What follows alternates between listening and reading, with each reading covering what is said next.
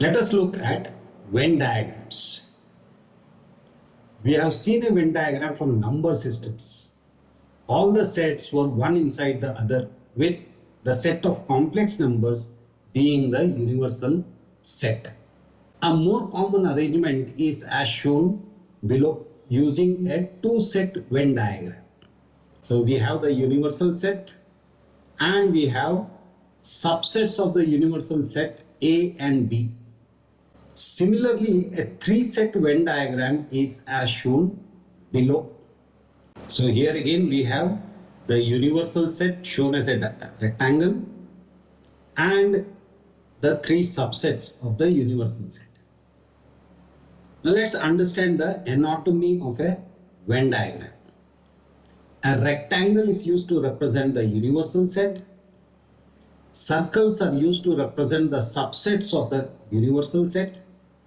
Each circle intersects every other circle at 2 points, forming regions common to two or more of the sets. Common regions represent the intersection between two or more sets. If a region of intersection does not contain any elements, we can label it as empty set. For example, in the three-set Venn diagram, A intersection B intersection C is equal to empty set. The region of U of the universal set, which is not in any circle, represents the elements which do not belong to any of the subsets. Now let us look at various relationships seen previously using a concrete example. So, given a set of students studying English and or French as their language subject, and some students having opted out of language subjects. So here, universal set would be the set of all the students. So we have Aarti, Mangla, Arun, Swati, Jyoti, Manoj, Kunal and Manjunath. Then E will be the set of students who opted for English. F will represent the set of students who have chosen French. And N will be a set of students who have chosen none. Now, how do we represent this? Rectangle represents the universal set. Circle E is used to represent the students who have opted for English, and F for French. Now let's look at the relations between the sets. E union F means what? Students who have chosen either English or French. So we list down all the students who have chosen English or French without repetition. And how do we represent it in the Venn diagram? Like this. We shade the appropriate region. Okay, what about English intersection French? So here, Aarti, Mangla, Arun, Swati, Mangla, Aarti have also chosen French. So intersection will contain those students who are there in both English and French. And this we represent it like this. So the intersection region is shaded. Now what about E backslash F or E minus F? So this basically means students who have chosen English and not French. So English has been chosen by Aarti, Mangla, Arun, Swati, not French. That means we have to remove Mangla and Aarti. So only Arun and Swati. How do we represent this? Like this. Students who have only chosen English.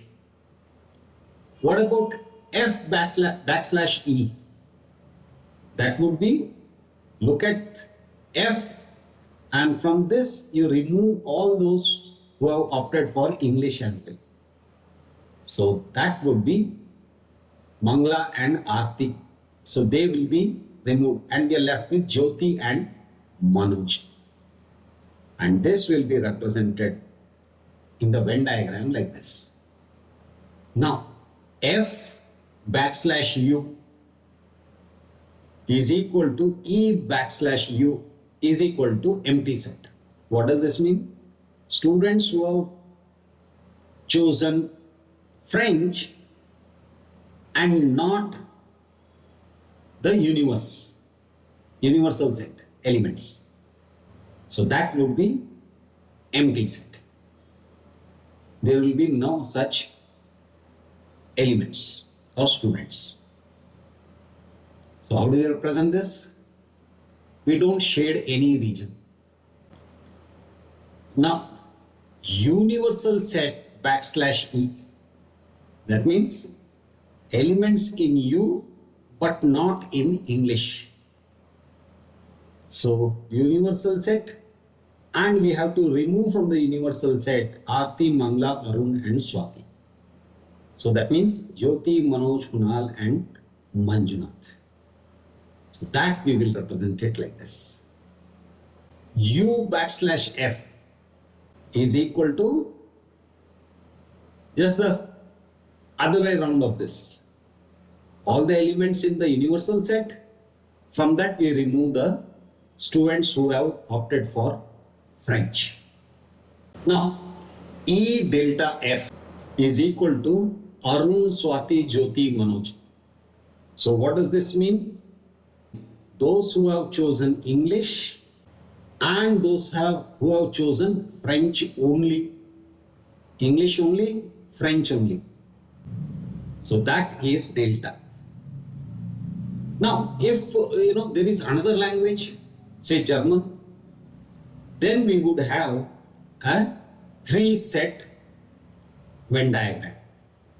Now, when we have just the universal set, there is only one region, only the rectangle will be there.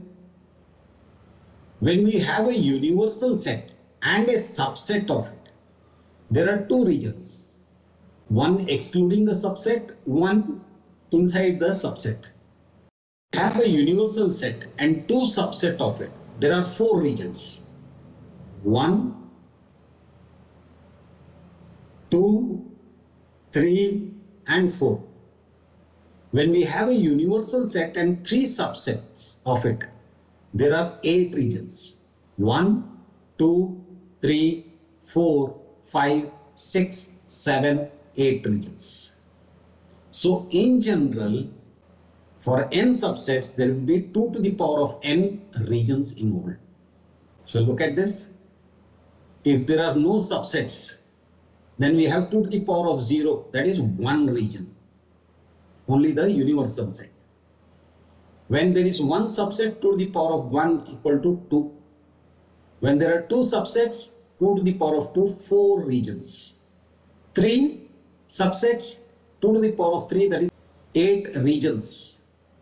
4 subsets, 2 to the power of 4, 16 regions. And while drawing this, each circle or shape has to intersect all the other circles or shapes. Very quickly, Venn diagrams become unmanageable. Hence, it is better to work with notation-based representations of sets and their relationships. So it's better to work with A union B, U backslash E, E delta F. If we are able to work with this type of notation-based representations of sets and their relationships, it would be that much easier. Imagine drawing 4 subsets Venn diagram with 16 regions. But in the initial stages, it's a good way to understand sets and their relationships. That's it for now. Bye.